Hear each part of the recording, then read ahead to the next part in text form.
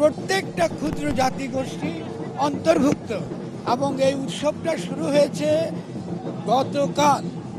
কেমন?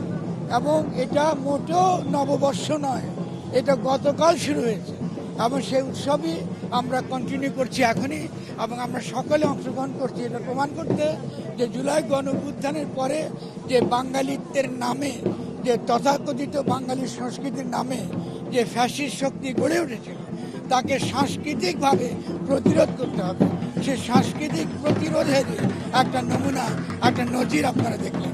আমি তো গতকাল থেকেই উৎসব করছি আমরা, এরা তো করে বিহু বৈশাখী।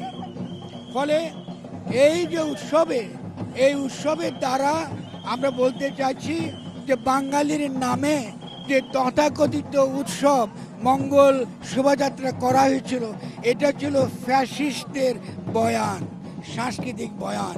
সেই বয়ানকে আমরা উৎখাত করে দিচ্ছি সাংস্কৃতিকভাবে।